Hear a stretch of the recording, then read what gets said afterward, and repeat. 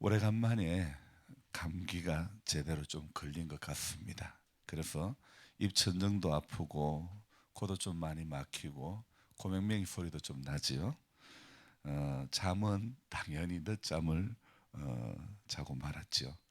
그래서 오늘도 시간에 쫓기는 그런 새벽에 묵상 시간이 됐는데요. 머리가 어질어질한 관계로 말씀이 중복이 될 수도 있고 제대로 정리가 안 된다는 생각이 많이 드는데 양해 바랍니다.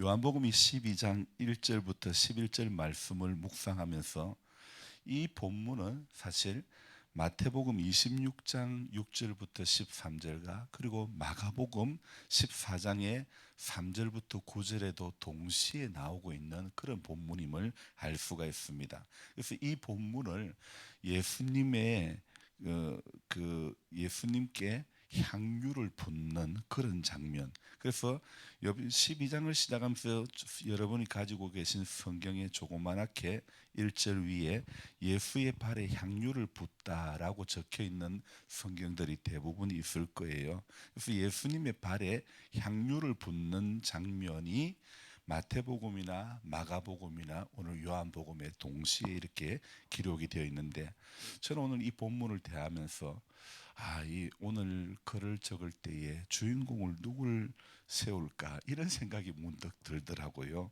일을 하는 마르다를 주인공을 삼아야 되나, 향유를 붓는 마리아를 주인공 삼아야 되나, 터집을 잡는 이 유다를 주인공 삼아서 반면교사로 이렇게 생각을 해야 될 것인가, 아니면 11절에 보니까 나사로 때문에 많은 유대인이 가서 예수를 믿음 이르라 이랬는데, 그래서 이 나사로를 주인공 삼아 볼까, 아니면 6월절이 다가오자 예루살렘에서 가까운 베다니를 찾으신 우리 예수님에 대해서 주인공 삼고 묵상하고 글을 적어야 되나, 이런 생각 저런 생각이 본문 앞에 섰을 때 제 마음이 그런 생각으로 가득한 거예요. 그리고 9절에 유대인의 큰 무리라는 그런 말도 나오고, 또 10절에 나오는 대제사장들, 성경에 오늘 12장에 등장하는 인물들은 여러 부류의 인물들이 등장을 하는 거예요.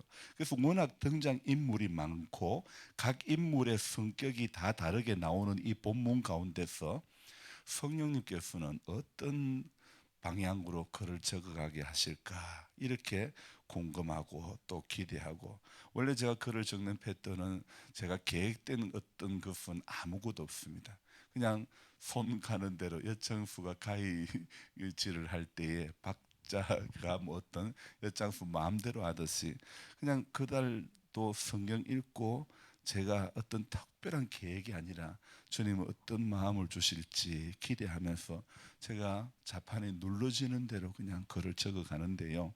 이렇게 여러 가지 생각이 제 앞에 분주해 있지만 많았지만은, 그러나 제가 글을 적기 시작할 때 이런 생각이 드는 거예요.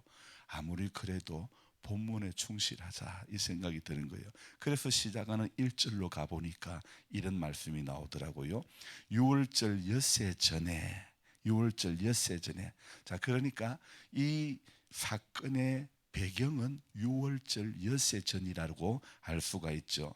그래서 주인공 뭐 누굴 삼아야 될지 교훈할 인물은 이따가 생각해 보기로 하고, 어떤 틀에 박힌 전개가 아니라 오늘의 시점에 맞는 그런 전개와 그런 해석이 되면 좋겠다 생각하고, 전통적인 어떤 해석, 어떤 설계와 어떤 그런 형식보다도 본문 앞에 서 있는 2023년도에 임기교회, 이 시골 교회를 목회하는 저에게 성령님은 이 본문의 내용을 어떻게 묵상하며 전개를 해갈까 생각을 다시 해봅니다.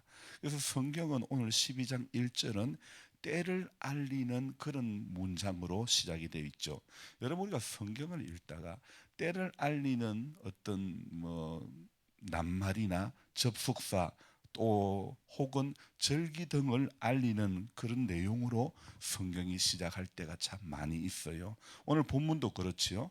그리고 12장 1절에서 11절까지 읽었는데 12절에도 보면 그 이튿날에는, 그래서 그 이튿날이라 이러면서 어떤 특정한 날을 이야기하고 있죠. 그리고 20절에는 또 그 어떤 말씀으로 시작합니까? 명절에 예배하러 올라온 사람. 그러니까 명절에 그 이튿날에 6월절 엿새 전에 이렇게 어떤 특정한 시기를 나타내고 있는 그런 낱말로 본문이 이제 시작이 되죠. 그래서 12장만 보더라도 때와 절기를 밝히고 있는 곳이 세 번이나 등장을 하고 있죠. 그래서 이것은 성경을 해석함에 있어서 때를 아는 것은 매우 중요한 일이기 때문에 성경은 이런 식의 전개들이 굉장히 많이 기록되어 있는 거예요. 6월절 엿새 전에 이 말씀을 볼 때에 이 사건은 6월절 엿새 전에 행보하시는 우리 예수님의 행적이 오늘 이 12장 1절부터 11절까지의 글에 아주 중요한 키 포인트가 될 것 같은 거예요. 주님께서 6월절이 다가오자 예루살렘에서 가까운 베다니 동네로 이동을 하시는 겁니다. 예수님의 이동 경로를 성경이 말씀하고 있다는 것은 오늘 이 본문의 주인공이 어쩌면 이제 예수님이 되어야 한다는 것을 제게 또 이렇게 알려준 그런 것으로 보았습니다. 복음서는요, 한마디로 수많은 사건이 다 기록이 되어 있어도 복음서는 특별히 더, 물론 신구약 성경 전부가 예수님을 이렇게 안내하는 그런 책이라고 볼 수 있지만, 그러나 특별히 복음서는 한마디로 예수님의 행보를 기록하고 있는 책이라 말씀드릴 수 있겠죠. 여러분, 우리 영화를 보면, 드라마를 보면 단역 배우들도 많이 있지 않습니까? 여전히 우리가 성경을 보더라도 단역 배우들이 많이 나옵니다. 단역 인물들이 많이 나옵니다. 그러나 우리가 가장 눈여겨보아야 될 인물은 바로 예수님인 줄로 믿습니다. 향유를 부은 마리아의 행동도 예수님의 장례를 준비하는 귀한 모습이지만은, 그러나 진짜 주인공이 되어주셔야 할 분은 잡힐 줄을 뻔히 알면서도 하나님의 뜻을 따라, 하나님의 때를 따라 자신의 행보를 정하시고 움직이시는 우리 예수님이 당연히 이 본문의 주인공이 되고 오늘 우리 인생의 주인공이 되어 주셔야 되는 분이 맞다는 생각을 해봅니다. 이 길이 바로 대속의 길이기 때문에 주님은 피하지 않으셨고 6월절 엿새 전에 베단이라고 하는 동네 예루살렘 인근에 도착하셨던 것이죠. 예수와 함께 앉은 자 중에 있더라. 이 나사로라는 사람이 2절에 마르다는 일을 하고 나사로는 앉은 자 중에 함께 있더라. 그리고 또 한 인물 3절에는 마리아는 지극히 비싼 향유 곧 순전한 나드 한 근을 가져다가 예수의 발에 붓고. 그래서 12장 읽어보면 각 이 12장에 등장하는 인물, 저는 배우라고 좀 표현을 할게요. 이 배우들이 자기의 배역에 따라 가지고 각자가 자기 역할을 지금 이제 해 나가고 있는 것이죠. 자, 여기에서 지극히 비싼 향유 곧 순전한 나드 한 근을 가져다가 예수의 발에 붓고 머리털로 발을 닦은 이 마리아, 그것도 이에서 등장하는 인물이 있죠. 이 일에 태클을 거는 태클쟁이 유다. 어쩌면 각자의 배역에 따라, 대본에 따라 각자 일을 하는데 그 각자의 일을 하는 그것이 예수님의 이야기를 전개해 가는데 받쳐주는 이야기라고 보면 되겠죠. 마리아가 비싼 향유를 예수님의 발에 부은 것도 귀한 일이지만은, 저는 이 본문 앞에서 생각하는 정말 귀하게 여겨야 될 부분이 무엇일까 생각해 볼 때에, 마리아가 값비싼 향유를 부은 것도 중요하지만 중요한 것은 부은 시점이라는 것입니다. 부은 시점이 더 중요하다는 것. 물론 무조건 비싼 것을 부었다고 해서 그것이 대단하고 귀한 것이 아닙니다. 중요한 것은 오늘 이 본문을 통해서 마리아가 어느 시점에 향유를 부었는가 이것이죠. 그러니까 시신에 바르는 향유를 십자가 사건 일주일 전에 예수님께 부은 이 마리아의 행위는 바로 예수님의 죽음과 장례를 미리 보여준다는 점에서 매우 의미가 있고 고귀한 그런 행동이라 볼 수 있겠죠. 여기에 마리아가 부은 것은요, 비싼, 지극히 비싼 향유, 그리고 또 나오는 단어는 순전한 나드 한 건. 이 순전한 나드라는 것은 인도의 히말라야 산 기슭에서 자생하는 나로드라고 하는 식물의 뿌리와 줄기에서 추출했던 그런 향유를 말하는데, 이 향유는요 아주 휘발성이 강하고, 그래서 보관할 때 옥합에 넣어 가지고 보관을 해야 그 향이 날아가지 않고 사용할 때에 옥합을 깨뜨려 사용을 하는 그런 형식을 취하고 있죠. 유다는 이 향유의 가치를요 어떻게 계산을 하냐면, 사실 유다는 계산이 참 빠른 사람입니다. 그래서 5절에 이렇게 이야기하고 있습니다. 한번 읽어볼까요? 이 향유를 어찌하여 300데나리온에 팔아 가난한 자들에게 주지 아니하였느냐 하니. 자, 여기에서 300데나리온이라고 그러면요, 안식일을 제외한 1년치 보수에 해당하는 그런 금액입니다. 당시 노동자의 하루의 품삯이 1데나리온인데, 그러니까 죄송합니다. 300데나리온이라 그러면 이렇게 안식일을 제외한 1년 동안의 품삯에 해당하는 금액이죠. 그러니까 이 비싼 향유라도 마리아는 향유의 금액에 그 돈의 가치를 둔 게 아니고 예수님의 사랑에 표현하기 위해 값비싼 향유를 이렇게 아낌없이 주님의 발에 붓는 그런 것이 행동을 취하고 있죠. 이러한 행위는 어쩌면요, 말씀을 듣기 위해 주의 발 아래 앉았던 마리아였기 때문에 가능한 것이 아니었을까요? 여러분, 먼저는 우리가 하나님의 말씀 앞에 듣기 위해 주의 발 아래 앉았던 마리아의 모습이 우리 가운데 있어야 되는 것입니다. 그럴 때에 말씀을 들을 때 듣고 난 이 마리아가 오늘 이 주님의 장례를 준비하는 이런 일을 하게 된 것이라고 생각해 봅니다. 사람은요 대개 자기 생각을 기준으로 다른 사람의 행동을 이렇게 판단하게 되는데, 오늘 그 대표적인 인물이 바로 유다라는 인물입니다. 이 사람은 한마디로 정의를 빌미 삼아 자기의 탐욕을 추구하는 그런 더러운 사람이라고 말할 수 있습니다. 겉으로는 가난한 자를 위하는 어떤 공적인 이유, 명분을 설명하고 있지만은 실제는 자기 주머니를 채우는 그런 사람이었던 것이죠. 향유로 있을 때는 이 사람이 이걸 챙기기 힘들지만은, 그러나 그것이 돈으로 바뀌어졌을 때는 챙길 수 있는 그런 방법이 쉽겠지요. 이토록 십자가 사건을 앞두고 베나니를 찾은 예수님의 일정 가운데서 주님의 그 며칠 전에 우리가 보았던 높은 산에 올라가서 변화된 주님의 그 모습을, 이렇게 그 용모를 보고서도 다른 꿈만 꾸고 있었던 사람과 비슷한 그런 모습을 저는 이렇게 생각해 보았습니다. 그분들도 주님의 제자였고, 오늘 이 정의를 가장한 유다라는 인물도 예수님의 제자 중에 한 사람이었죠. 중요한 것은 이렇게 뭐 베나산에서의 제자들의 모습이나 오늘 유다의 모습을 보면서, 야, 이게 중요한 것은 말이 아니라 마음이구나. 베나산에서 여기가 좋사오니 이렇게 말했던 그 사람의 그 심정도 사실은 말이 아니라 마음이 어떤가. 그렇게 말하는 이유는, 오늘 이 유다가 이렇게 말하는 이유는 그 마음속에 이유가 다 있는 거예요. 어떤 이유가 있습니까?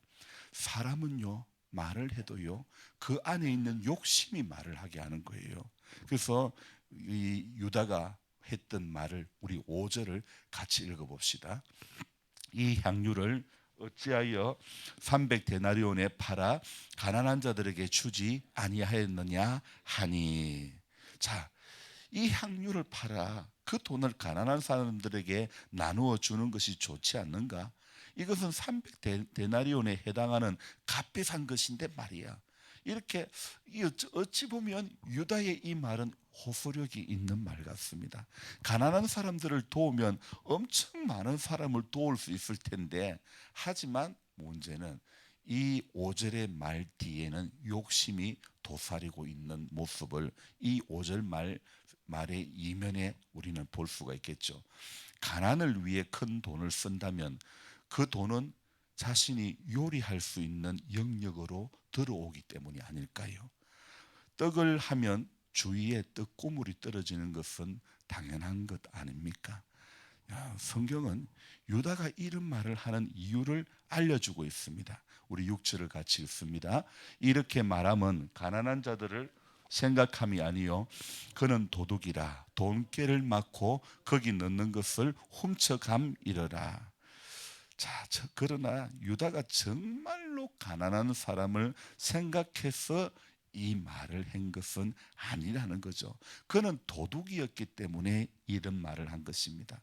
그는 돈주머니를 관리하는 사람인데 본문에는 그렇게 상세하게 기록은 안 되어 있지만은, 그러나 종종 아마 이 돈깨에서 돈을 제 마음대로 꺼내 쓰곤 했던 것 같습니다.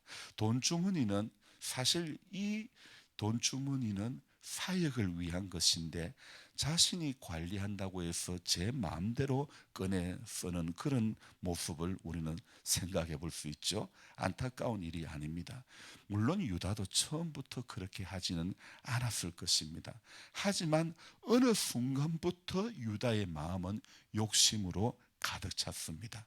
자, 유다가 집중해야 될 것은 마리아처럼 주의 발 아래 앉아 말씀 듣는 일을 집중을 해야 되는데, 돈깨를 맡아 이렇게 사역을 하다 보니 어느 순간 예수님의 사랑보다 돈에 집중하는 한 사람이 되고 말았던 것을 우리는 알 수 있죠. 마리아의 예수님을 섬기는 그 마음을 보지 않고 나더 향유라는 물건에 눈독이 들여지는 이유가 바로 이것이죠. 마음의 욕심이 가득하면 다른 사람이 하나님을, 예수님을 위해서 하는 그 아름다운 마음이 보이지 않는 겁니다. 보이는 것에 집중하게 되면 예수님의 사랑을 흘러보낼 수가 없게 되는 것입니다. 안타까운 소식은, 이야기는 포항의 어떤 교회 부교역자가, 부목사님이 교회 재정을 엄청 이렇게 유용했다는 그런 이야기가 얼마 전에 제가 들었는데, 물론 분도 사역자인데 그렇게 처음부터 하려고 했던 것은 아니겠죠.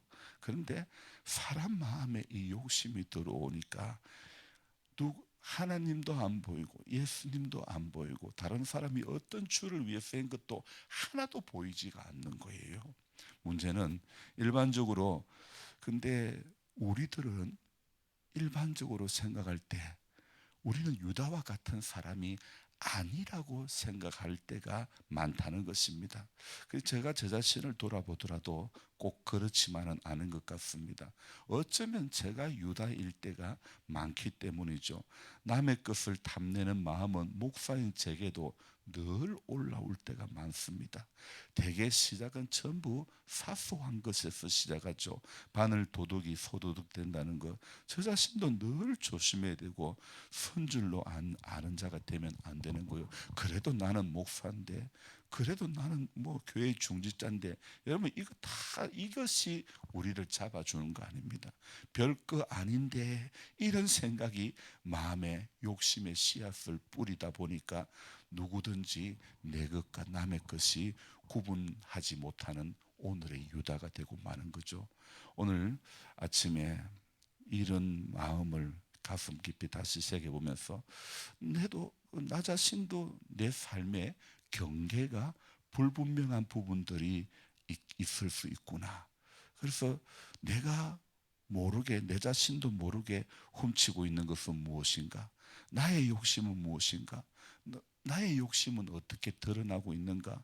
내가 관리한다고 내 마음대로 사용하고 있는 것은 없는가? 회개하며 제 마음을 다시 다잡아 봅니다. 그 중에 제가 가장 관리가 안 되는 것이 어쩌면 시간이 아닐까 싶습니다. 제게 주어진 시간 24시간이 제 개인의 자유 시간이 아니죠. 제게는 목사로서 공적인 시간, 공적으로 주어진 시간이 있기에 이 시간을 사용함에도 유다의 시간이 되지 않도록 관리를 해야 된다는 그런 마음을 주시는 겁니다. 사람들은 누구나 공적으로 주어진 시간들이 있는 것이죠. 가장 공적인 시간은 주님의 시간인 줄로 믿습니다. 주님께 드려야 하는 시간을 내 사적인 유익을 따라 사용하고 있지는 않은지, 예수님의 희생적인 죽음, 오늘 이 마리아의 희생적인 헌신, 이것은요, 이런 것들은 돈의 가치로 계산할 수 있는 것이, 환산할 수 있는 것이 아닙니다. 돈의 가치로만 환산한다면 사랑은 없어지는 것입니다. 자신의 유익을 탐닉하는 사람들에게는 사랑은 그저 낭비가 되고 말 뿐이죠. 주님과 이웃을 사랑하고 섬기기 위한 낭비보다 더 효과적인 소비는 어디에 있을까요? 어제도 우리가 사랑의 헌금으로 함께 이렇게 동참을 했는데요. 그렇습니다. 우리 받은 은혜와 사랑을 이웃을 섬기기 위해서 그것을 낭비한다면 그것만큼 효과적인 소비는 세상에 없는 겁니다. 오늘도 시간 속에서, 이 하루의 시간 속에서 주님을 위한 내 시간이 전부 내 시간이 아닌 줄을 알며 구분하여 떼어놓을 줄 아는 그런 인생이 되기를 주님의 이름으로 부탁드립니다. 기도하겠습니다. 좋으신 하나님 아버지, 오늘 수없이 보고 보았던 이 요한복음 12장에 예수님의 발에 향유를 붓는 이 사건, 어떤 시각으로 보아야 될지, 하지만 오늘 본문 앞에 섰을 때에 저는 고민을 많이 했지만은 주님은 이 시대에 유다가 되었으나 안 된다는, 또 공적인 시간을 내 사적인 유익을 위해서 써서는 안 된다는 그런 마음으로 주님 저를 깨우쳐 주셔서 감사합니다. 하나님, 우리 모두에게는 하나님 앞에 들어야 할 공적인 시간들이 있습니다. 이 시간들을 하나님, 오늘 예수와 하나님 나라를 위해서 아름답게 사용할 수 있는 우리 모두가 되도록 도와주시기를 원합니다. 주님께서는 내 이웃을 내 몸과 같이 사랑하라고 말씀하셨는데, 이 한 절의 말씀 속에 오늘도 우리는 얼마나 처음 예수 믿을 때의 그 마음으로 몸부림치고 있는지를 생각해 보지 않을 수가 없습니다. 주님, 하나님을 사랑하고 이웃을 내 몸과 같이 사랑하라고 하는 주님의 교훈의 말씀을 우리 잘 기억하며 오늘도 주님 더 사랑하는 마음 주시고, 오늘도 또 이웃을 내 몸과 같이 사랑할 줄 아는 그런 시각이 우리 안에 있게 해 주시옵소서. 오늘 하루도 달려갈 길을 잘 달려가고 믿음을 지키는 하루 되게 해주시고, 우리 주님이 공적으로 우리에게 허락해 주신 귀한 시간들을 구분하여 먼저 떼놓을 줄 아는 그런 우리 모두가 되게 해 주시옵소서. 예수님의 존귀하신 이름 받들어 감사하며 기도드리옵나이다. 아멘. 간절한 마음으로 주여 부르고 기도합니다. 주여, 주여, 주여. 좋으신 하나님 아버지, 오늘도 새벽 깨워주시